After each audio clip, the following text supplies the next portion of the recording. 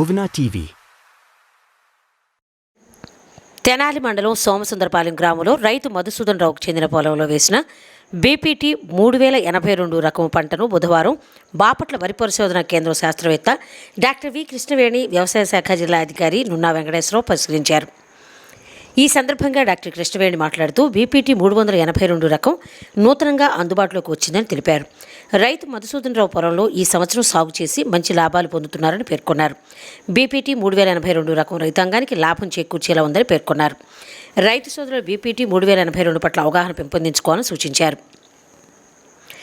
జిల్లా వ్యవసాయ అధికారి నున్నా వెంకటేశ్వర్లు మాట్లాడుతూ రైతు సేవా కేంద్రాల ద్వారా ధాన్యం కొనుగోలు కేంద్రాలను ప్రభుత్వం ఏర్పాటు చేయడం జరిగిందని, రైతు సోదరులు ఈ అవకాశాన్ని సద్వినియోగం చేసుకోవాలని పేర్కొన్నారు.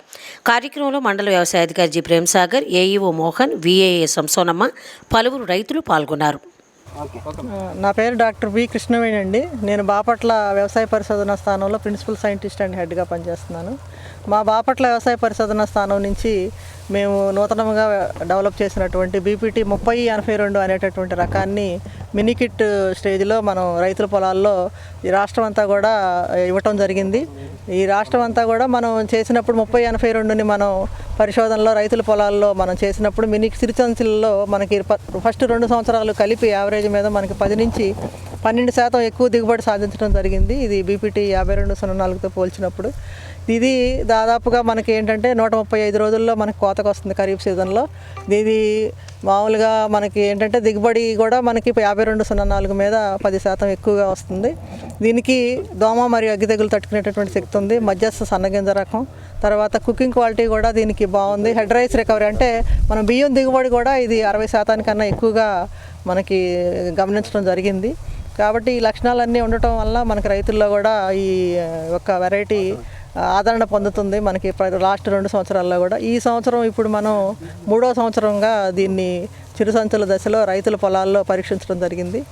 ఈ కంచర్లపాలెం గ్రామంలో మనకి రైతు మధుసూదన్ గారు మాకు ఈ సంవత్సరం వ్యవసాయ పరిశోధన స్థానం నుంచి ఒక 10 కేజీల విత్తనం తీసుకోవడం జరిగింది. ఈ విత్తనాన్ని కంచర్లపాలెం గ్రామంలో రైతు పొలంలో వేసినప్పుడు దీని యొక్క పెర్ఫార్మెన్స్ చాలా బాగుంది. దీన్ని చూడడానికి మనకి గుంటూరు జిల్లా నుంచి డిఏఓ గారు కూడా రావడం జరిగింది. అదేవిధంగా అగ్రికల్చర్ డిపార్ట్మెంట్, మిగతా రైతు సోదరులు అందరూ కూడా దీన్ని ఈ యొక్క performance of the variety BPT 3082 రకాన్ని పరిశీలించి అందరూ కూడా సాటిస్ఫై అవ్వటం వలన రైతులు మనం దీన్ని నెక్స్ట్ ఇదే విధమైనటువంటి ఫలితాలు ఈ సంవత్సరం కూడా వచ్చినట్లయితే మనకి 3 సంవత్సరాల మినికిట్ దశలు దాటుకుని నెక్స్ట్ ఇది రిలీజ్కి సిద్ధం అవుతుంది.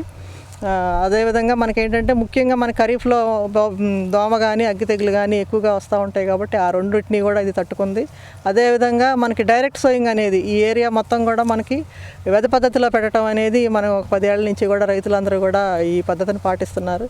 వెద పద్ధతిలో కూడా ఇది సత్ఫలితాలను ఇచ్చింది. మామూలుగా అయితే మనం ట్రాన్స్ప్లాంటెడ్ కండిషన్ అంటే నాటు వేసే పద్ధతితో పాటుగా వెద పద్ధతిలో కూడా ఇది పడిపోకుండా మంచిగా సత్ఫలితాలను ఇచ్చింది కాబట్టి మనం దీన్ని రికమెండేషన్ చేస్తున్నాము డైరెక్ట్ సోయింగ్కి కూడా. ఇదే విధంగా ఈ 3 సంవత్సరాల పెర్ఫార్మెన్స్ని చూసి నెక్స్ట్ మనం వెరైటీ రిలీజ్ చేసినప్పుడు దీని యొక్క విస్తీర్ణం కూడా పెరగడానికి అవకాశం ఉందండి.